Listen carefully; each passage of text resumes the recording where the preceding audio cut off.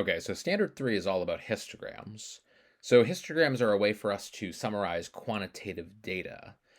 Histograms are similar to bar graphs, but a couple of key features. Bar graphs are for your categorical data, whereas histograms are for your quantitative data. So we're talking about data here where you could theoretically find the average and it would have meaning in the context of the problem. Your histograms, the bars on the histogram, they touch each other as you're moving left to right, and the x-axis itself is used on the bottom. So you want to make sure that you're labeling that x-axis like an x-axis, and we'll take a look at that. So here's a sample for standard 3 histograms. The dataset below depicts the number of students enrolled in a freshman writing seminar class, each semester for 15 years, that means 30 semesters, at a small private college. Create a histogram of the dataset using the frequency table provided. So when we give you a standard 3 question, the frequency table will be set up like that, and the data will be given to you. So you have to go ahead and figure out how many of each of these data values fit into that frequency table, and then you're going to go ahead and set up the histogram. If you want to give that a try, you can pause the video and go for it. If you're ready to see the solution, you can hit play.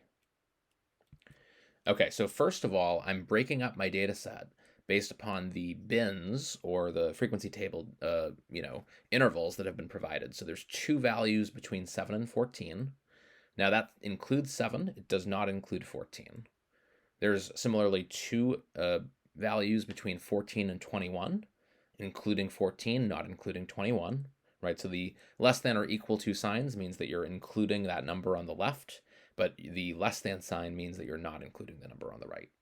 And the first time that really comes into play here is for 21 to 28, that interval that I have colored in pink, because there are a couple of numbers for 28, but you would not include those in that data set. You would include it in the following interval.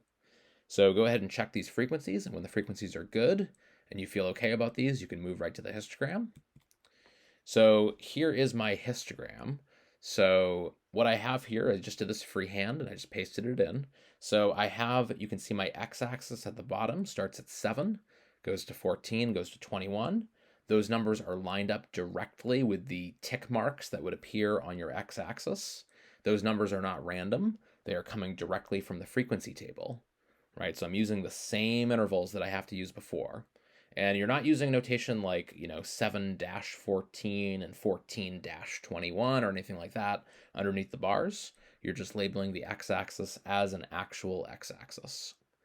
In terms of labeling, you can either label both the x-axis, like I did for students enrolled, and the y-axis, frequency, or you can just give it a summative title. So I've done all of those things, but either labeling both axes or giving it a summative title that explains the context of the problem, any combination of that is fine for full credit here.